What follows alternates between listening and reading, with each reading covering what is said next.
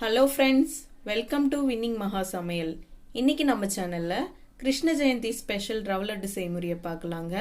அதுக்கு முன்னாடி நம்ம சேனலை சப்ஸ்கிரைப் பண்ணாதவங்க சப்ஸ்கிரைப் பண்ணுங்க, பக்கத்தில் இருக்கிற பெல் ஐக்கானை கிளிக் பண்ணுங்க. அப்பதான் நம்ம போடுற நோட்டிஃபிகேஷன் எல்லாமே உங்களுக்கு வந்து சேரும். வாங்க வீடியோக்குள்ளே போகலாம். செய்முறைக்கு தேவையான பொருட்கள்: ரவை 1 கப்பு, துருவன தேங்காய் 1/2 கப்பு, நெய் 1/4 கப்பு, முந்திரி திராட்சை, ஏலக்காய் தூள் 1 டேபிள் ஸ்பூன், சர்க்கரை 1 கப்பு. ரவை லட்டு கலக்கிறதுக்கு தேவையான அளவு பால். கடாய் சூடாயிடுச்சு. இப்போ நம்ம ஒரு 2 டேபிள் ஸ்பூன் நெய் சேர்த்துக்கலாம். இப்போ நெய் சூடாயிடுச்சு. நம்ம எடுத்து வச்சிருக்க ட்ரை ஃப்ரூட்ஸை நெய்யில் போட்டு வறுத்து எடுத்துக்கலாம். இப்போ பாருங்க, நம்ம சேர்த்த முந்திரி வந்து கலர் மாறிடுச்சு. இதை எடுத்துடலாம். இப்போ திராட்சையை வறுத்துக்கலாம். ட்ரை ஃப்ரூட்ஸ் உங்களுக்கு இன்னும் தேவையான கூட நீங்கள் சேர்த்துக்குங்க, எக்ஸ்ட்ரா கூட. இப்போ பாருங்க, திராட்சையும் நல்லா வறுபட்டுடுச்சு. இதையும் நம்ம எடுத்துடலாம். இப்போ இதே கடாயில நம்ம எடுத்து வச்சிருக்கிற நெய்யை சேர்த்துக்கலாம். இப்போ இந்த நெய்யில ரவையை சேர்த்து வறுத்துக்கலாம்.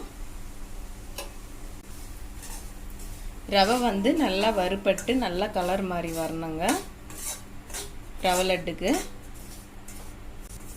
ரவை லட்டுக்கு வந்துட்டு நெய் அதிகமாக சேர்த்துக்குங்க. நெய் அதிகமாக சேர்க்கறதுனால டேஸ்ட்டும் நல்லா இருக்குங்க, வாசனையும் நல்லா இருக்கும். இப்போ பாருங்க, ரவை நல்லா வறுபட்டு கலர் மாறி இருக்கு பாருங்க. இந்த ஸ்டேஜில் ரவையே நம்ம ஒரு பாத்திரத்துக்கு மாற்றிக்கலாங்க.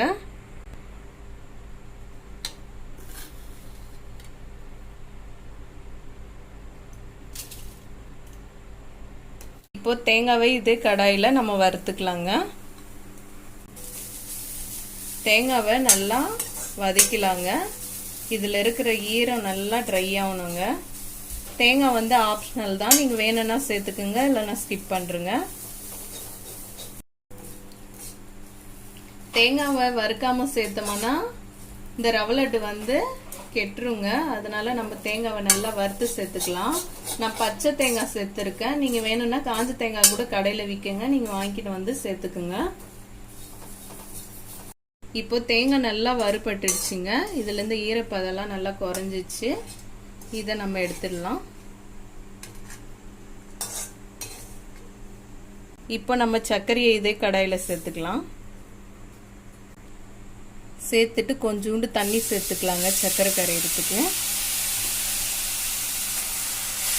நல்லா கலந்து விட்டுக்கலாங்க. நமக்கு சர்க்கரை லைட்டாக கரைஞ்சா மட்டும் போதுங்க.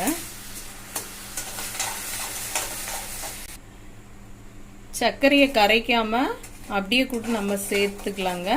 இப்போ சர்க்கரை கொதிக்க ஆரம்பிக்குதுங்க. இதில் நம்ம ஏலக்காய் தூள் சேர்த்துக்கலாம். சேர்த்துட்டு கலந்து விட்டுக்கலாம். இப்போ ஏலக்காய் தூள் சேர்த்ததுக்கு அடுத்து சர்க்கரை நல்லா கொதிக்க ஆரம்பிச்சிருக்குதுங்க. ஆனால் சர்க்கரை ரொம்ப கரையாமல் இது மாதிரி இருக்குங்க. இப்போ நம்ம ஸ்டவ் ஆஃப் பண்ணிக்கலாம். இப்போ இந்த சர்க்கரை தண்ணியில் வந்துட்டு நம்ம வறுத்து வச்ச ரவை, தேங்காய், ட்ரை ஃப்ரூட்ஸ் எல்லாம் சேர்த்துக்கலாங்க. இப்போ இதை நல்லா மிக்ஸ் பண்ணிக்கலாம். இப்போ மொத்த இன்க்ரீடியன்ஸையும் நான் நல்லா மிக்ஸ் பண்ணி வச்சுடுங்க. இப்போ இது நம்ம கை சூடு தாங்குற அளவுக்கு இருக்கும்போதே இதை உண்டை பிடிச்சாதாங்க இது ஸ்டிஃபாக நிற்கும். இது ஆறிட்டு அப்புறம் நம்ம உண்டை பிடிச்சோம்னா பிரிஞ்சிடும். இப்போ இதை ஒரு கிண்ணத்தில் மாற்றிக்கலாங்க. ரவை லட்டு பிடிக்கிறதுக்கு வந்துட்டு பால் கொஞ்சம் வெது வெதுப்பாக இருக்கணுங்க. மொத்தமாக பால் சேர்க்காம நம்ம கொஞ்சம் கொஞ்சமாக பால் சேர்த்து தெளிச்சு விட்டு நம்ம லட்டு பிடிச்சிக்கலாம்.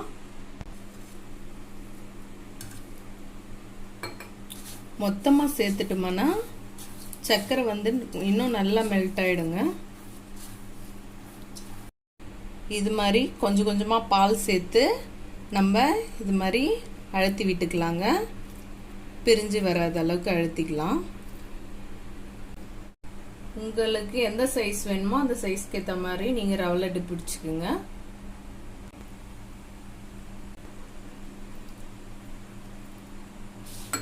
இது மாதிரி கொஞ்சம் கொஞ்சமா பால் ஊற்றி நம்ம ரவை லட்டு பிடிச்சிக்கலாங்க. டேஸ்டியான ரவை லட்டு ரெடி ஆயிடுச்சுங்க. நீங்க ட்ரை பண்ணி பார்த்துட்டு நம்ம சேனலுக்கு கமெண்ட் பண்ணுங்க.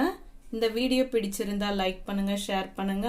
நம்ம வின்னிங் மகா சமையல் சேனலை சப்ஸ்கிரைப் பண்ணுங்க.